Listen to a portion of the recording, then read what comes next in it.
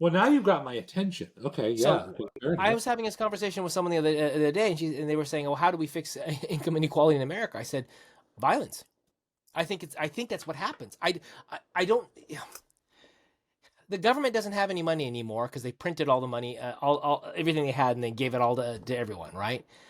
The rich have money. The poor don't have that much money. Every year, a large amount of money comes out of taxes and goes to the retiring people, which Yeah, actually is so who actually are the richest generation when it comes to it, right? So basically, wealth generated at the lower income levels, at the younger levels, is not keeping up with the demand, right? So what's going to yeah, end up happening is you're going to end up with millions of people under the age of 30 who don't have a life as good as their parents did, who don't have a yeah, life as good as maybe their grandparents did. yeah. Right, right, And right, right. then and yet we've got these expectations on them to pay taxes, to pay for Yeah, social security, to pay for all that kind of stuff.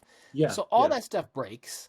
yeah. But then It works. Yeah, not only does the structure break, when the structure breaks, you have less belief and faith in the institutions that are running that. We've already yeah, seen that we trust our institutions less than we used to. If yeah. you can't trust your institutions, and institutions includes things like policemen and firemen and Oh court yeah, systems and all those kinds of things, suddenly you believe your ability to take action is limited, and some of those actions, the only ones that you think are going to get changed, are violence. yeah, And so I honestly think there is going to be more violence in the next 10 years. And I don't see a way for the government to fix this without basically taking a lot of money away from rich people, which I don't see happening either. So if hmm, that's not going to happen, then we're going to have to just live through a lot of turmoil in the next 10 to 20 years.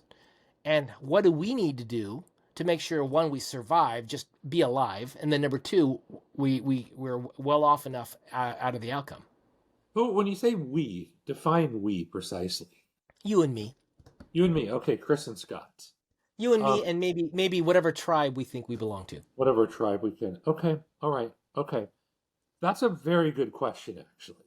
And so here's what I think you need to do. You need to be aware of what's happening.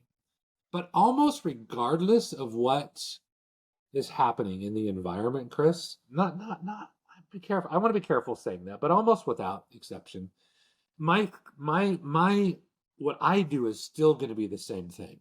That's I'm going to try to get as smart as I can. I'm going to learn as much as I can.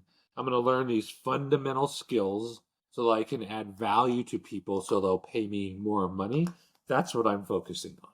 So for me, I'm going to focus on AI because AI is going to be a huge leverage point.